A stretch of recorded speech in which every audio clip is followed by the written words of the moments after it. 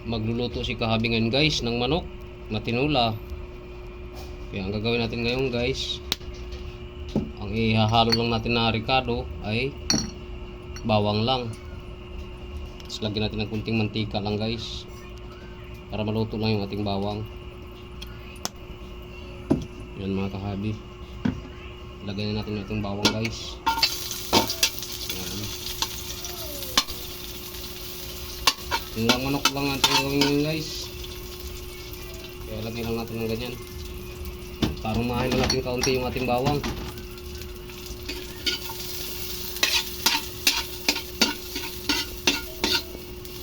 Para bumangulag sa ating sabaw. Okay na yan guys. Dahil sakot-sa ko na yung manok. Yung manok mga Kahabi.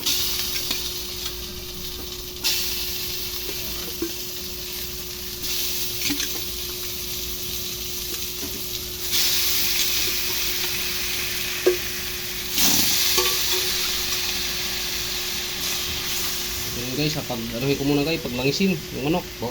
Balikan namin kayo mamaya. Nasangkot sa ako na yung manok guys, kaya ilagay na natin yung ating sayote. Tinulang manok ang gagawin natin.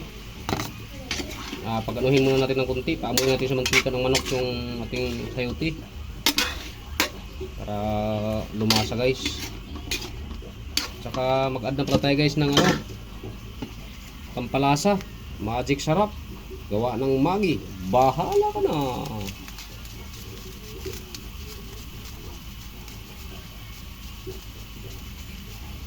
Okay na siya guys. Lalagyan natin mamaya ng tubig.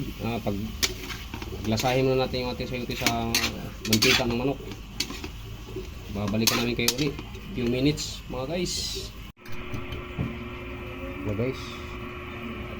Yun, kumulo na yung ating tinula mga Kahabi. Sarap na yan mga guys.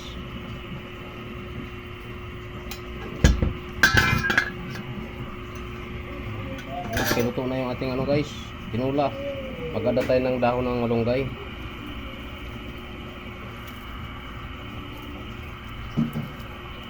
Para pangpalakas ng baga mga Kahabi.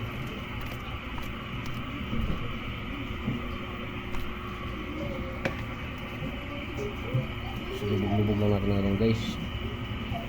Ito na yan guys. Maraming salamat sa suporta nyo. Dito na magwawakas yung aking video. Magandang gabi sa inyong lahat mga Kahabi, at kain tayo mga Kahabi. Yan po ang kaya natin sa hapon. Tinulang manok with malunggay at sayote. Guys, matamis na po ang sabaw. Titikman natin. Titikman natin mga Kahabi. Masarap yung sabaw.